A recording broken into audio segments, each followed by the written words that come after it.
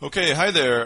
My name is David Roberts. I am the senior energy writer, reporter for grist.org.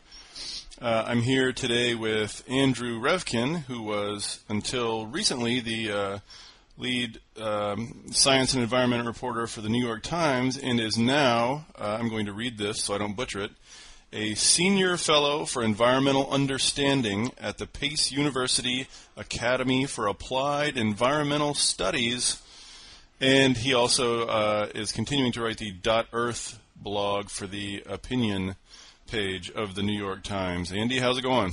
Good, you got that right, and that is a mouthful, I know.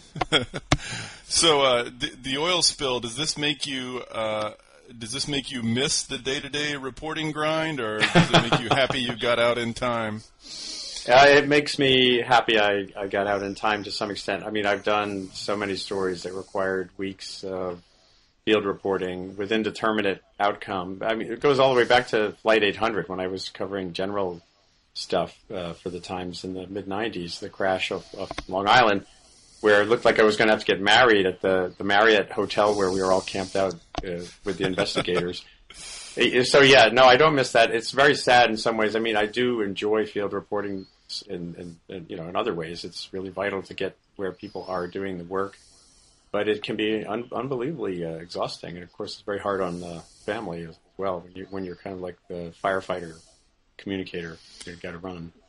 Right. I know several very exhausted environmental reporters right now. Well, let's catch up real quick on the latest news with the oil spill. As you know, the Top Hat failed, or no, what was it? The junk shot? Top Kill and the junk shot ridiculous, were the latest. Right? Yeah. What ridiculous term are we on now? The junk shot failed. That was the attempt to dump a bunch of mud and debris into the well. Golf and balls. Just couldn't get the pressure they needed to stop it up. So unfortunately, this is all just because there's so many aspects of this that are new. They hadn't tried many of these things at 5,000 feet depth with water that's barely above freezing and all that kind of thing. So there were some. I've got to turn that off. Did you get those little bubbly sounds from Skype just now? No, I'm not hearing your bubbly sounds. I got some bubbly sounds. I think when people come in and out of Skype, they bubble. Anyway, if people hear it, they'll deal with it. Sorry. So the next up is the Lower Marine Riser package. Key in there. Package. Lower Marine Riser package, whereby they cut this riser pipe to remove the crimp from it, and then they put a modified containment dome over it. Last time the containment dome, a bunch of freezing water rushed in, and then these natural gas hydrates or frozen crystals filled up the dome and made it buoyant, made it float. So now, apparently, with the dome, they're pumping down heated water and antifreeze to keep the dome unfrozen as it attempts to capture the oil. Well, I wish them luck. It's going to be a tough go. And the worry, just to catch people up completely on the technical stuff, the worry is when they cut the crimp out of the oil riser pipe, if the crimp is slowing the flow of oil right now, then obviously the oil will flow faster. So they're talking about a 15 to 20% rise in the amount of oil coming out, which they then hope to capture with this dome, which is, as we discovered before, a sketchy undertaking. So there's every possibility that this thing could keep going undaunted, unslowed, until they finish the relief wells, which is supposed to happen in August. Now, do you know how much confidence they have in those relief wells? I mean, are those a sure thing? Well, I haven't heard anyone express doubts about them. They've worked pretty well in the past. There are ways. It seems really incredibly difficult to drill a well essentially parallel to one, but from a distance, and then kind of intersect at 13 or 14,000 feet below the surface, the seabed. You would think. But there are ways to do that. In fact, on .earth, early on, Richard Wilson, a Harvard physicist, one of his former students came up with one of the ways to do that. It's a a radio signal or the electromagnetic signal in the existing well can be seen essentially by the drill coming down from the outside. So there is this fairly decent sense that that's going to work out. But as you say, a month or two or longer of unabated gushing oil between now and then creates huge economic, political, environmental concerns. Yeah, and there's at least the possibility. I read a couple of things about these relief wells today, and they're fairly confident, but not 100% confident. And as we've seen, they've been confident in a lot of things so far that haven't worked out. And if the relief wells don't work out, that's then we're onto the list then we're onto the list of things that I posted on May 1st that some people kind of derided initially when I talked about the use of explosives of various kinds, not just nukes like the Russians have done, but there's other ways. The military has all kinds of ways to utilize explosives as engineering tools, and there's a lot of smart people out there who, if you give them the task and don't define it as a leaking oil well, you just say there's an orifice in the seabed 5,000 feet down that blow it up. Certain pressure. What do you do? And that's what I call the Feynman fix. Richard Feynman, the physicist. If you come at this cold and say, here's the problem, how do you fix it? There could be solutions that are outside of BP's box for sure. Yes, those will be interesting times. I do not anticipate President Obama being the guy who orders the first peacetime nuclear well stanching procedure. That'd been something nobody predicted way back when. No. So that's the technical part. Our best guess now is August when the relief wells are done. That's assuming that hurricanes don't come along and delay the relief wells. As you know, they're predicting a very active hurricane season, which starts a couple of days, right?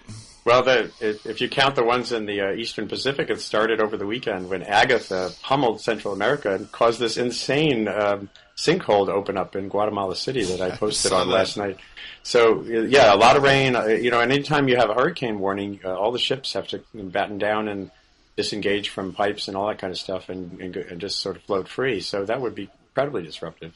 And we've seen plenty of seasons with multiple hurricanes in the Gulf. This is not just sort of like there may be a hurricane, as you know. It could be a big they're supposedly normal is 4 to 5 or something like that, and they're predicting something on the order of 7 or 8. Don't quote me on those numbers, but it's supposed to be very active. And like you say, this latest containment dome, if a hurricane comes along while they're there capturing that oil that's coming out of that, they have to go in to port, and that just leaves the oil.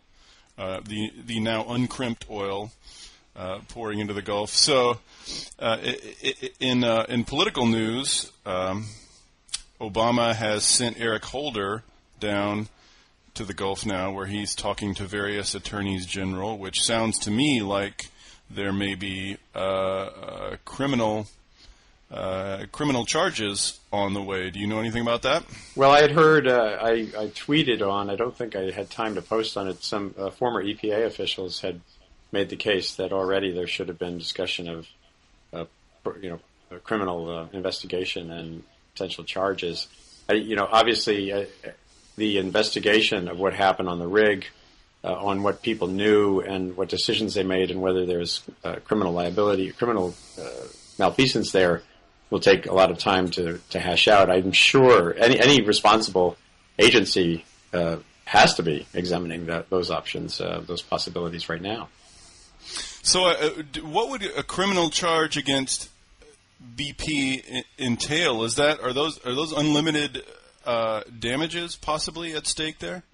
Well, the first one would be involuntary or some other kind of manslaughter. Remember, 11 people died. So if there was some avoidable or some decision that was made there that was knowingly made that would have increased the risk of those explosions happening, anything like that, that's the first question. And then you have the environmental liability questions as sort of a secondary and still obviously huge question on top of that. I mean, obviously, there's this debate going on about raising the liability cap from $75 million, which is, beans, to $10 billion. But if we're being honest about it, the damages from this thing are way past $10 billion. already, and who knows? I mean, if it's going until August, if it's going beyond that, I mean, you start to get to numbers that if BP has to pay them, you're talking about BP's ongoing existence as a company. Yeah, can you imagine? Right? Yeah, I'm sure Exxon's considering, hey, can we buy them? That'd be something. They're probably cheap right now. Yeah, well, just today, this week, finally Wall Street kind of caught up with the reality that this is a significant drag on BP's prospects. Yeah, and Robert Reich, former Labor Secretary Robert Reich, had a post today saying that the government should put BP into temporary receivership, basically take over the company temporarily, and then there are other people, around and about the internets who are talking about whether BP should just be nationalized, and really starting to raise larger questions about what exactly are the benefits of having private oil companies. Most of the big oil companies in the world are state-owned. Having this private oil industry is relatively speaking, a rare thing, and it's not clear what we're getting out of that. Boy, I could sure see Rush Limbaugh enjoying chewing on that idea. It would finally some real socialism, right? Yeah. Now we're really talking exactly. A little bank takeover here and there, that's different. Yeah, that's one thing. Oil. Again, I just don't imagine. It took Obama's administration until now, a full month and more had passed before they really stepped forward in a very concrete way and said, we are in charge. My strong sense, and I wrote on this a little bit early on, was that they wanted to keep this at a distance. That it was easier politically by far to make this BP's problem, the BP's failing, and to and even the mineral mismanagement services, as I called them. You could point at least at the agency with all the vestiges of what Bush had done as being the problem. But finally, recently, there was this shift in the rhetoric from the White House to say, we really are in charge for all that entails, the good and the bad, and yeah, you see that the daily briefings now are coming all from Thad Allen. There are no more BP daily briefings. There's a very conscious attempt to look like the government's taking over now, but it just looks to me like they're chasing that they've gotten themselves stuck where they're chasing public perceptions now, and they can't quite get ahead of them. Like they started out slow, and now they just can't catch up. It's just bleeding them. Yeah, I think you're right, and there were some people warning about that early on, that you got to just jump in, and this even is true. Well, of course, it's a no-brainer that it was true. BP, with this sort of very minor, all that language like very, very minor. And this is a tiny amount of oil in a very big That was ocean. A sign that what were they thinking? What were they thinking just in terms of just this weekend, Tony Hayward, the CEO of BP, said, "I want my life back." Oh, I love that. Yeah, it's like 4.5 whatever million in salary and bonuses a year. I think can probably compensate pretty well for the stresses of having to manage a public relations disaster, as opposed to a shrimp fisherman, which. What are all those people going to do? That way of life may very well be destroyed for good, and that's a whole subculture of the U.S. that's just uprooted now, and nobody has any idea what to do with those people. Yeah, I know. Well, it's boy, oh boy. Yeah, again, whoever, maybe he wasn't talking to any public relations people, but he sure should have been.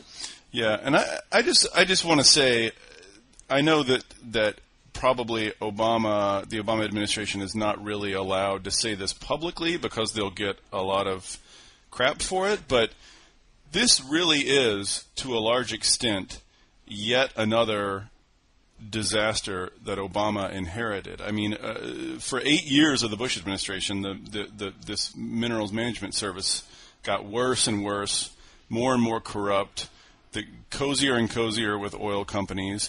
And it's true that when Obama came in, he could have moved faster to clean it up. He could have really lit a fire under Salazar's ass and tried to do a whole scale cleaning. But if you're weighing sins in the eyes of history, I still think that Bush's degradation of government and government service ultimately is a bigger sin than failing to clean up Bush's degradation fast enough, And that's true. That's true for the financial crisis. It's true for this oil thing. It's true for our reputation abroad. It's just, I wonder, in his quiet times, if Obama is just sort of stewing, wondering how he got stuck devoting his whole presidency to managing inherited disasters. Well, I'm sure he knew, some of these hadn't quite erupted, but he knew there were certainly a number of them that he was inheriting, and he knew that from the very get-go. So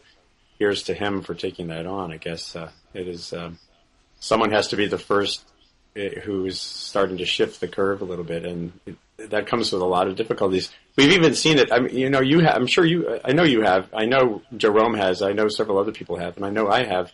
Kind of drafted speeches for him. Here's your energy speech. Here's your, right. Here's the way to do it. And but when I've talked to senior administration officials who are saddled with so many other simultaneous challenges, and there's a lot of frustration within the administration over not being able to give that speech.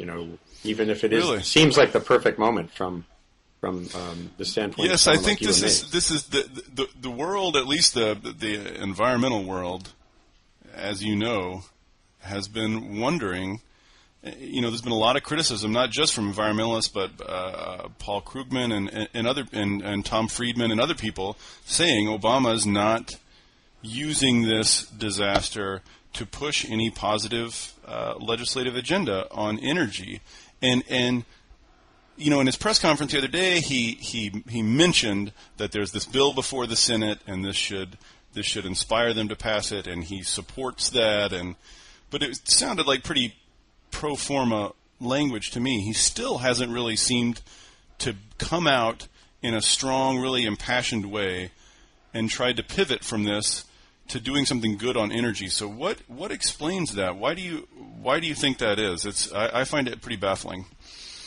I guess it's probably from the lens of it's shaped. His outer day-to-day messaging is shaped more by his uber political handlers than by his energy and climate and science team, and even perhaps the economics people. It's just that they're looking at the fall elections, they're looking at subtleties of which races are in play and that kind of thing in ways that that's Adam Nagorny's job here, at the Times and others to suss out. And I'm focused as you are mainly in this one smallish, an important part of this bigger arena. What I had heard just last week, I was in Washington at a meeting on climate and ran into a number of folks from the administration there, and essentially there's, I guess you'd say even within the administration, there's some tension about that notion that this is the moment and this is the message. And I guess maybe they're waiting. I don't know if they're waiting. I'm sure Grist wrote on I hadn't had time, but I'm sure Grist wrote on the polls showing now an uptick in concern about offshore drilling and an uptick in concern about the environment. Yeah. So if that sustains, you might see someone, the balance tipping toward now is the time. Oil prices, by the way, are still lower than they were a few months ago. So there isn't that pump imperative that there was during the presidential election, when McCain and everybody was talking about a gas tax holiday, and Obama courageously said, no, we shouldn't do that. There isn't that imperative right now. It's the price imperative. And actually, right now, just before I broke to do this chat with you, I was drafting a post for .earth on just how utterly disengaged we are still as a country from the need for an energy quest. And when I use that term, I'm talking about both the efficiency side, what I can do questing within my own life to make energy choices. I was at the supermarket this morning and walking through the frozen food aisle, and there's still no doors on the frozen food cabinets. Some of them do and some of them don't. So we're basically refrigerating the earth in every supermarket in America, where you have an open cabinet, which is basically saying buy. You don't have to have the inconvenience of opening a door to get your frozen ravioli.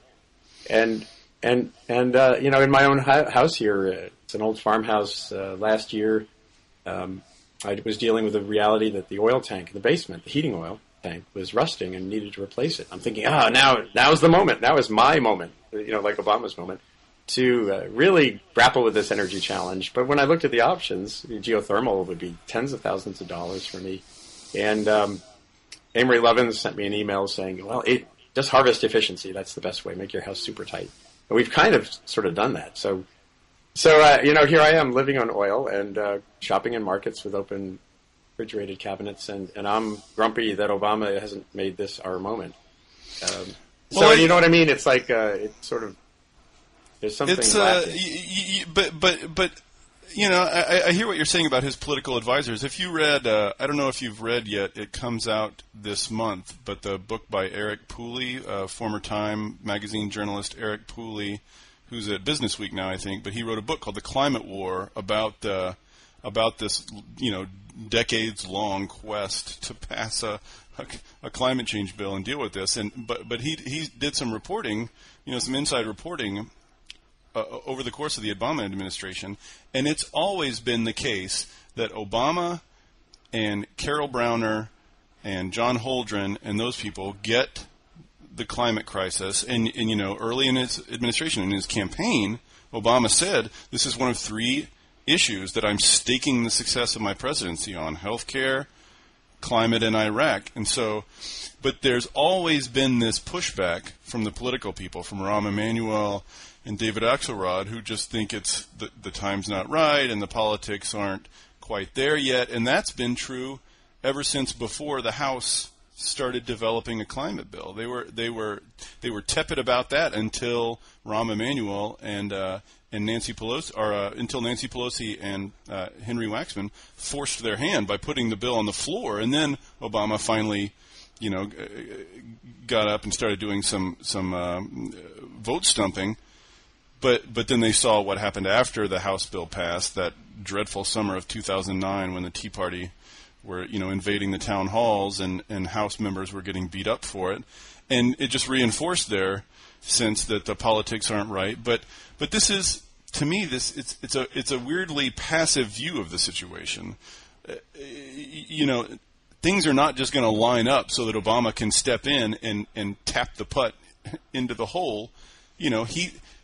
Part of what's going to change the national mood, part of what's going to reframe the way people approach this, is Obama's lead. I mean, he's the most powerful politician in the world, the greatest orator in that office in years, and he has the power to change the political landscape. But he just doesn't want to seem to get out ahead.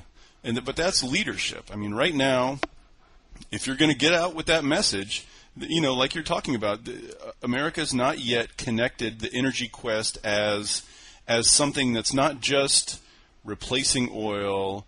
It's not just new ways of doing electricity. It's across all sectors, all people, all of society, a national imperative. And the only way they're going to hear that is if their national leader tells them so.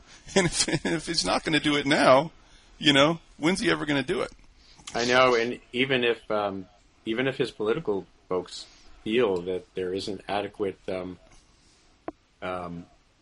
support or an adequate frame for putting in that component of the climate legislation that's an explicit restriction on greenhouse gases, or the trade, whether it's cap and trade or some rising price of some other source, you would think rather than letting that dribble along, they would come up with a new alternative approach. Obama could, and I kind of thought last year, okay, he'll let Congress sort of hash this out, the energy, the shape of the bill, the first year, and then he'll come riding in the congressional reelection year, this year, and come in with his proposal. And as you say, that's the thing that hasn't happened, whatever it might be. And I do think there's a way for him, perhaps, to even make the case. And you and I might differ on this. I mean, we've kind of differed on how much in the forefront climate should be in the past. That there's a way to frame this new, that the country needs a new relationship with energy, period. And there are many reasons. There's the security reason. There's the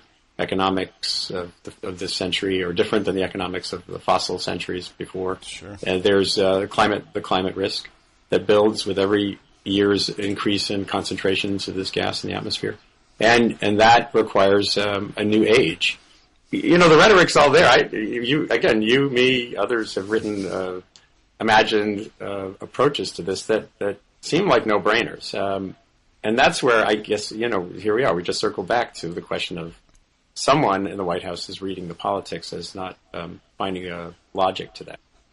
Well, and it's sort of funny. We tend, as people sort of outside D.C., to want to defer to these political experts that Obama has on his team. Like, surely they know something we don't. Surely they have all the poll numbers and everything. But clearly, whatever they're doing, it's not working. I mean, this is I think it's ridiculous to call this Obama's Katrina, but it's shaping up to be something like Obama's Iran hostage crisis, which is just this slow bleed that makes him look powerful and out of touch. And so whatever they thought they were doing with this sort of tepid, cautious, one step behind, put the focus on BP kind of response, clearly that wasn't the right way to go. So maybe they're not as savvy as all that. I actually wrote on the blog the other day, there is this big, massive conflict over this climate and energy bill that's been developing for ages and is now before the Senate. But even putting that aside, there are tons and tons and tons of small bore initiatives focused purely on oil that Obama could suggest and push right now. Like, not everything has to be about that one big bill. There are plenty of things that could encourage conservation, that could encourage efficiency. He could boost the CAFE standards further. He could, there's literally thousands of small steps you could take to start to conserve oil, but he's not talking about any of those. I know. Well, and again, that kind of leaves us wondering. I wish when he had his first press conference in 335 days, I could have asked a question, and I'm sure you did too. It's challenging, and again, well, I asked Carol Browner on a conference call the other day, and she just sort of, it's the same thing. She just says we support efforts to develop a comprehensive bill. They're just it's very pro forma.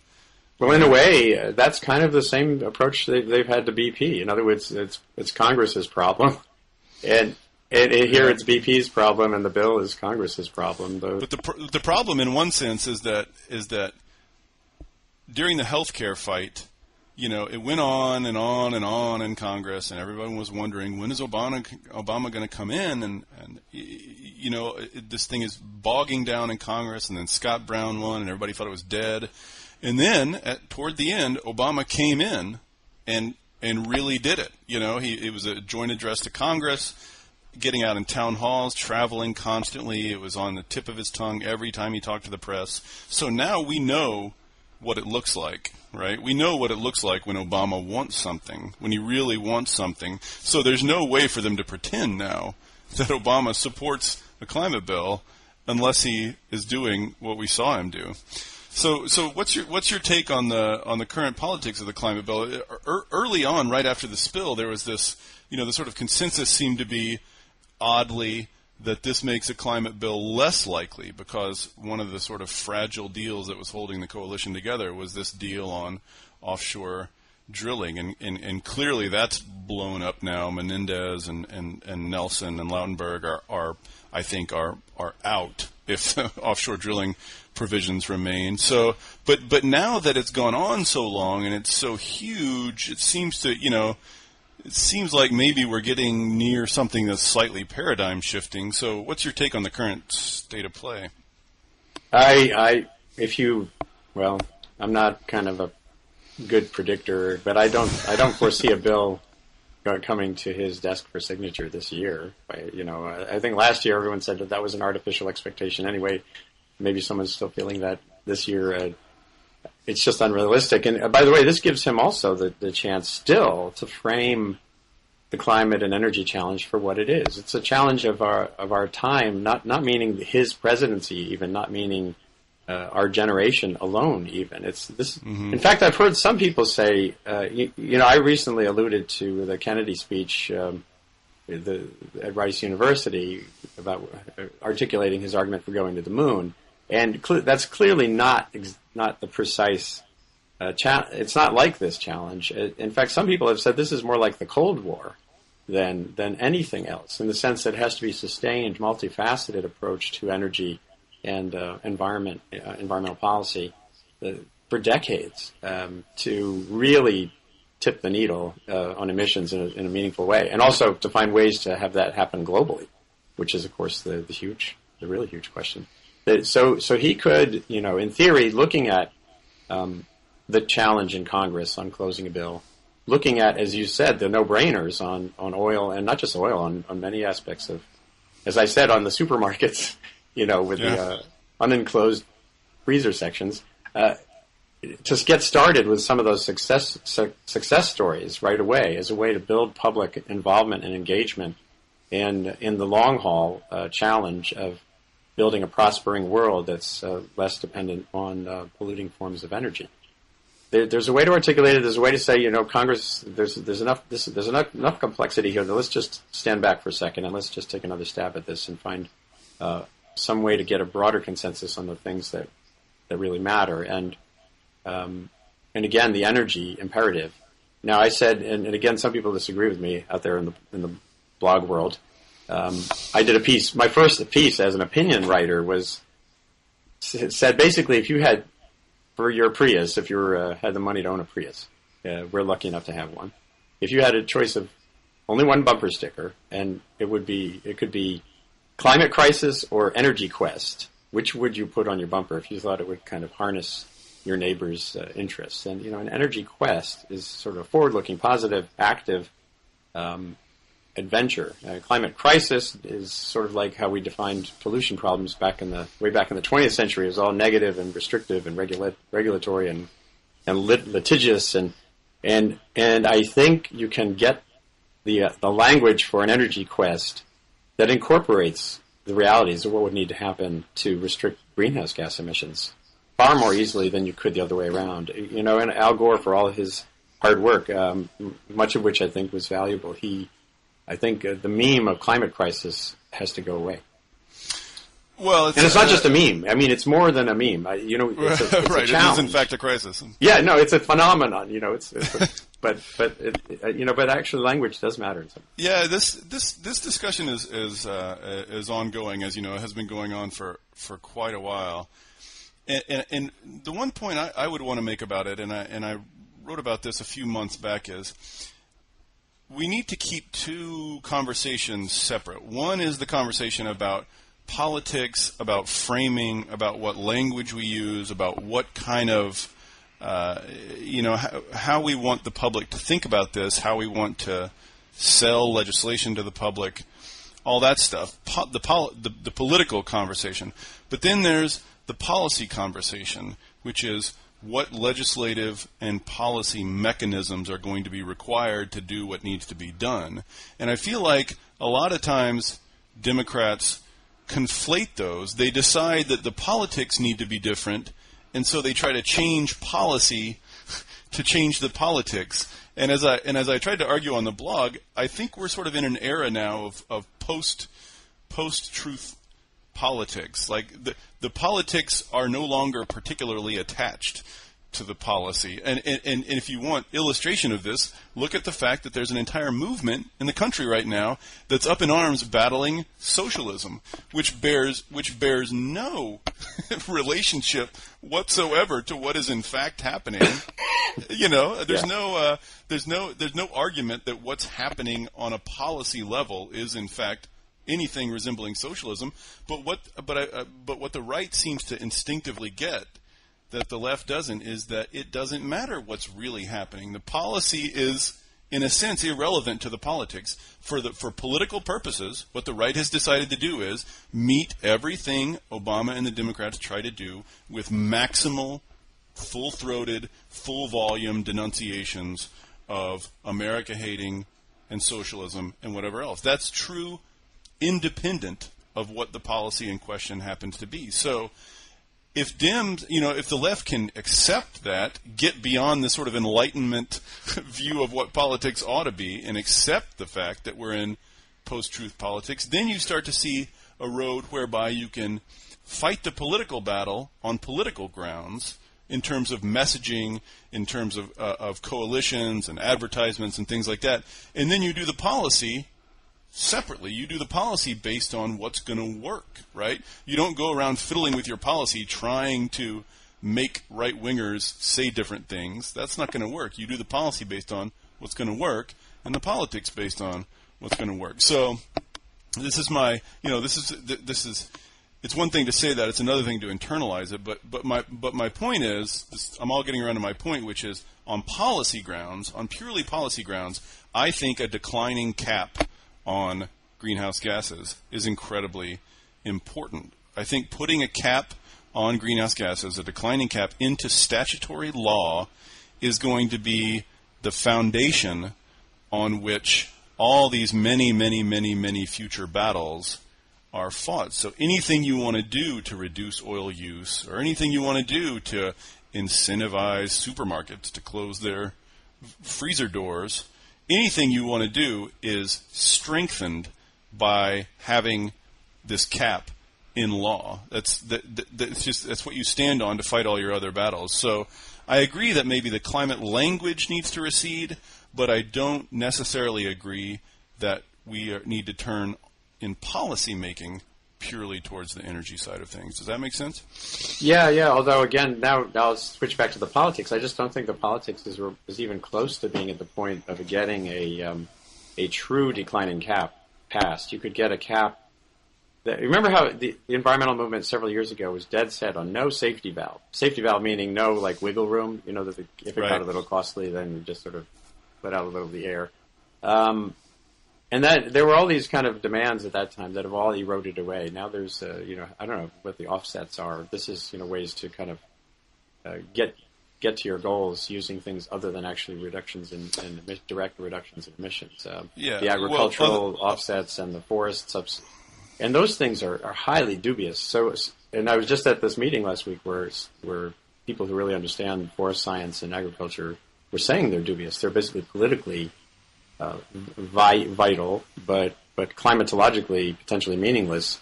And if we have a bill if the only way to get a bill through that has a quote-unquote cap, but it's so weakened by these kinds of mechanisms that the climate will never notice it, or at least won't notice it in time, quote-unquote, is perhaps worse, because then you get all the headlines, you get the victory, you get the signing ceremony, and everyone's off the hook for 5, 10, 15 years. So that concerns me, and the politics of a hard cap, meaning one where you can say 80 by 2050, 80% reduction in CO2 emissions by 2050, and actually mean it in an enforced way, is, to me, pie in the sky. It's just not there. Well, I agree that the cap that's in play right now is it's just set too low. It's not particularly ambitious. I mean, I think there's a decent chance we'll hit 17% by 2020, just by virtue of a crappy economy and less driving. And you're right that there are right now 2 billion tons of offsets allowed under that cap by 2020.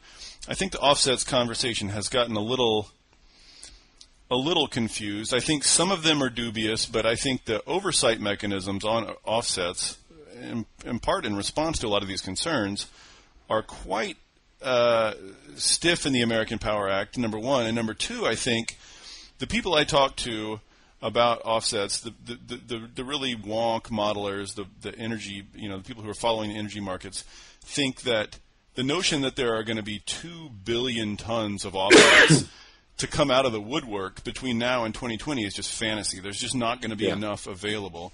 But anyway, setting those concerns about the cap aside, the tactical question then is which are you better off doing? Passing a weak a weak cap with too many loopholes now, and fighting to improve that cap and remove the loopholes in the ensuing 10 years, or are you better off waiting until the politics are ripe for a real hard cap? That to me is the tactical question. It's not about whether you love this particular cap, because I don't think anybody in the environmental world has any illusions that this is the kind of cap we're ultimately going to need. Just the question is, do you take a step now, or do you wait until you're until the politics are ripe. And I'm of the opinion that one of the things that's going to make the politics ripe is action, is people actually starting to do stuff, starting to respond to these new incentives, and that's not going to happen until you get some kind of bill in place. Yeah. I know this is controversial in the environmental world, to say the least. I know, and then there's the other guys out there who are pushing really hard to make sure this doesn't get full traction among the sort of the Lugar vote. I was at a meeting early, maybe it was last year. Oh, no, it was this year after Copenhagen, with a bunch of people, including someone from Senator Lugar's office, who was sort of his energy environment guy, and he was describing the Lugar voter. And these are not, Rush Limbaugh worshippers. They're much more subtle than that. But they have there is a libertarian streak. They really don't see this as reasonable. They do care about energy. Here's one of the reasons I think it's important to keep focused on energy efficiency and these sort of no-brainers, at least and I know you are. I mean, I know we all, anyone who looks at this rationally is. But this Six Americas study that was done came out a year or so ago that was sort of a portrait of why people think the way they think about global warming and energy. They had these little bubbles. There were 6 bubbles there. Each one is the size of that group. There's the dismissive bubble, the alarmed bubble, the disengaged. And they're all really low or kind of right toward the equator on things like cap and trade. And then when you mention, would you support incentives for buying an energy efficient appliance or car, they all, including the dismissives, the folks who completely reject that global warming is a real thing, they all go up. And on my blog, among the commenters, a very variegated crew there. It's hard to find someone who doesn't support using energy more carefully and all those kinds of things. So there is a constituency out there, even among the sort of Lugar Republican, and even as that poll showed, among some of those who stridently reject the kind of climate crisis conception or the science itself, there is a strong pull toward the natural logic of using things thriftily. And this has been true in every poll for ages, right? I mean, the public loves clean energy. I mean, they love, if you just ask flat out, do you support helping out solar and wind and other forms of clean energy? They love that. They love energy efficiency. They always have. That's always been the high poll numbers. But I would question, I mean, this Lugar voter, it's not for the first time. I wish I could just sort of sit down with one of them, because I'm puzzled by this notion that handing out a bunch of incentives, which is, the sort of polite policy word for subsidies, handing out a bunch of subsidies to this and that industry is somehow more conservative or more libertarian than pricing an unpriced externality into the market and raising revenue before you spend it. Both those, which only happen if you have a price on carbon, you integrate the externality into the market and you raise revenue that you can then spend on these incentives. Both those seem more conservative to me, more in line with a libertarian philosophy than the alternative. So one of the things that's happened, it seems like the politics of this, the way we talk about it, has gotten completely catawampus. Cap and trade is essentially a conservative.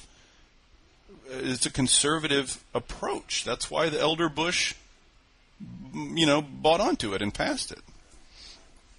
Well, we'll see. I don't think there are any easy answers here, as is clear just in our chat. And the elder Bush only bought on into it for sulfur and conventional pollutants, which are a tiny, tiny portion of the cost of generating electricity compared to dealing with the CO2, which is a much more fundamental byproduct and harder to, as we know, if you wanted to capture it, in meaningful quantities and stick it somewhere, that alone is a huge challenge just in terms of the energy and cost of doing it. So it's like a whole different, the realm of CO2 and is so different than the realm of the traditional environmental challenges that we surmounted pretty effectively in the 20th century, and where there was bipartisanship. The thing that's gone away was there in abundance. The Clean Water Act, Clean Air Act, that was all Nixon era stuff, and what made those things different? Well, there were several things. One was, the Hudson River, where I live here, was full of crap, sewage floating by, and so anyone could see viscerally the problem, and then you could have a huge constituency to invest in the solution, like sewage treatment plants, because unions liked it, big business liked it, cement manufacturers liked it, and it was, and you could have a change in your time. In 1996, we wrote this series of stories about the revival of the Hudson River, and air. Again, the old air pollutants were a different beast as well, and this one is a bigger bear. And then you have this. Now you have the globalization of these environmental problems, where there's this argument that, well, even if we had a big bill, if China doesn't get inspired, and why really should they, even though some say they might, then, well, they did it, so now we'll do it.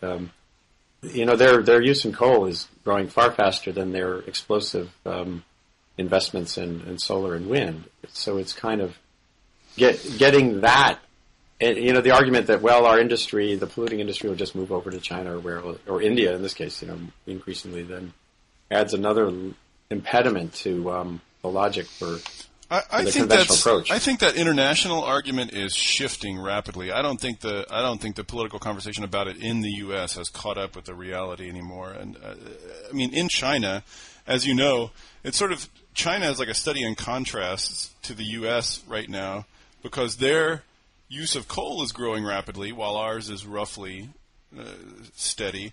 But their use of renewable energy is also growing rapidly, while ours is growing much, much less rapidly.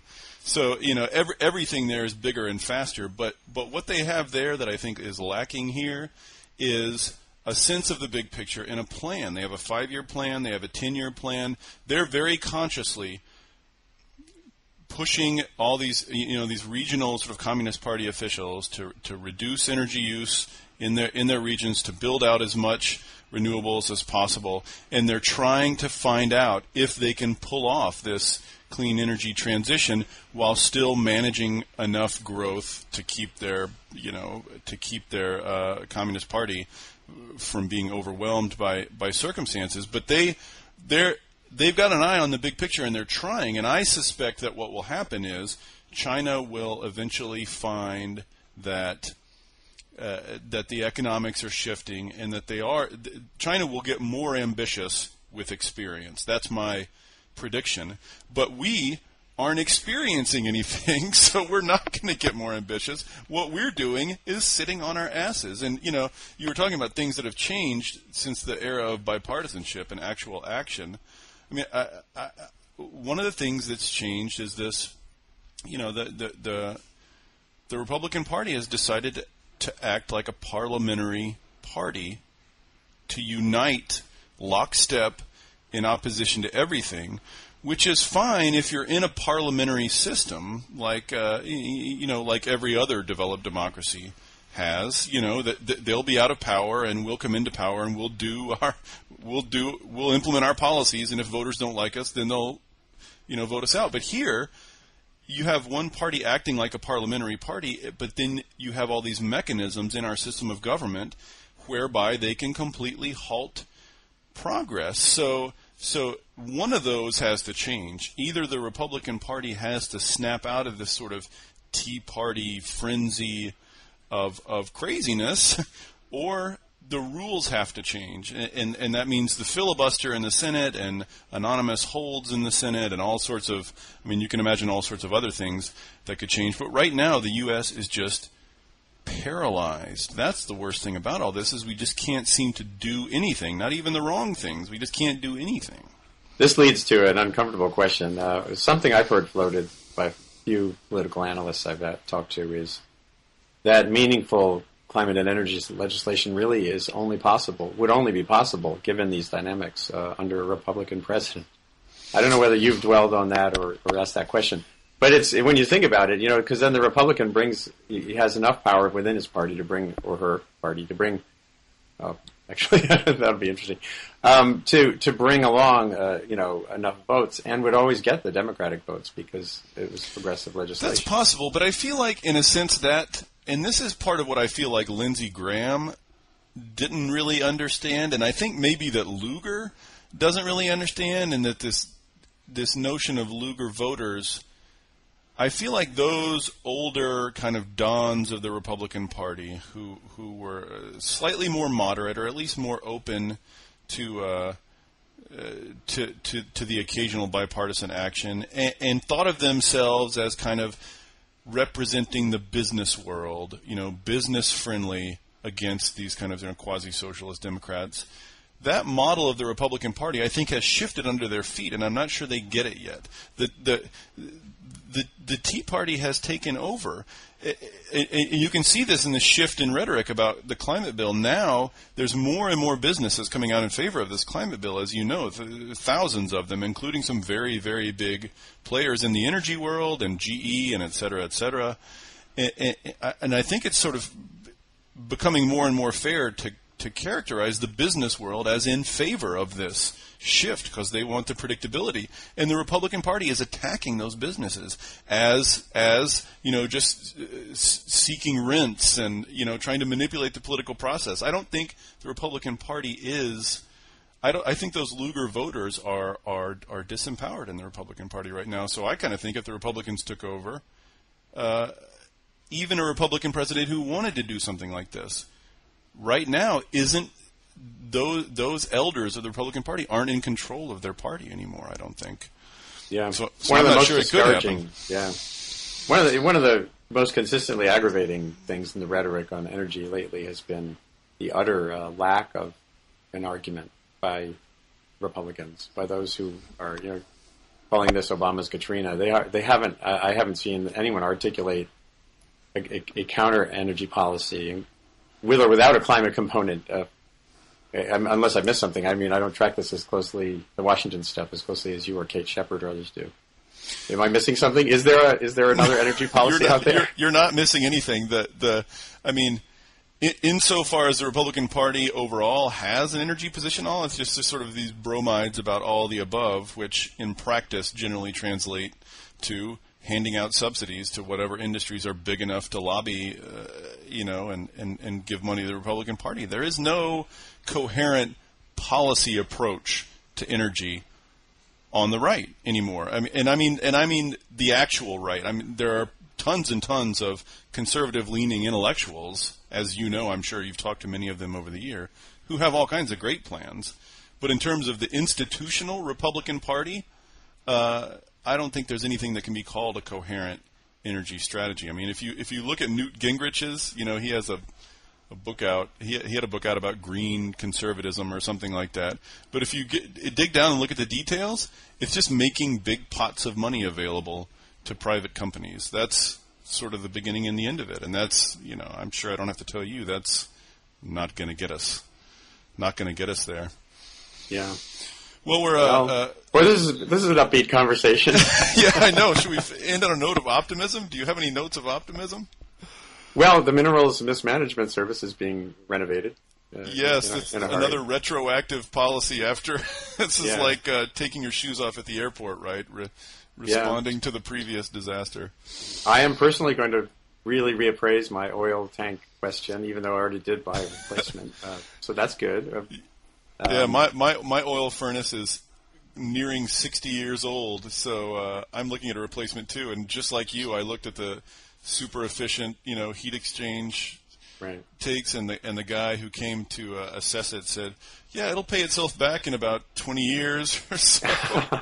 It's like we'll be living in post-apocalyptic times by then. Yeah, so I guess some of that reality also is what leads me back more than some others to the need to incorporate into whatever the argument, whatever the plan is, a big push on direct push on innovation, as well as everything else that would need to happen to use standards and everything else, have some kind of price on pollution, but to really remind the country how utterly disengaged in the energy inquiry we are, that compared to the things that interest us in other realms. When you look at the amounts of money that are thoughtlessly invested. It's huge. It's tens of billions. And here on the frontiers of energy, the frontiers of energy science, it's tiny. Back in 2006, I quoted John Holdren, a paper he wrote, the science advisor to Obama now, where he said, a 2.5 cent, absolutely invisible tweak in the gas tax would triple our energy research and development money. and here we are arguing about, caps and of tens of billions and hundreds of billions of dollars of money flows, and we're not even remotely engaged, even in that little tiny arena, which is a part of what has to happen if we really want to have more options for you and me to have, a new oil burner or whatever. Right. Well, so, one note of optimism is that Andy Revkin has been freed from the strictures of traditional reporting, and is now living on the opinion page. So what can we expect from the unshackled Andy Revkin over the next year? Are you going to try to put together some sort of coherent philosophy or? Yeah, for sure. And I've articulated some of it recently in the initial post, and some stuff I wrote. My version of the Obama speech was a week or two ago, but on the international frontier as well. How can we meaningfully divert trends in India and China? Remember, India is the new China. India will have 2 billion people in 2050 as China's population is flat. How can you engage those places in transitions away from fossil fuels that are still abundant there? That's a key part of what I'll be looking at too. And there too, back in February, I wrote a piece even before I was an opinionator on the end of the Copenhagen model. The idea that we'll have a binding cap, where legally binding. Those words are going to go away. There's Thomas Schelling, a famous economist, talks about soft law. You'll be seeing a lot more soft law, and less of the idea of hard binding things, particularly on the international level. I just don't see it ever. You'll never have another Kyoto-style agreement. Now, that's separate from the flows of money for adaptation and that kind of Sure. thing. That's a different kind of contract. We're entering the wild, wild west, it seems, and a lot of different fronts. These will be interesting times to be an opinionator, if nothing else. I guess there you go.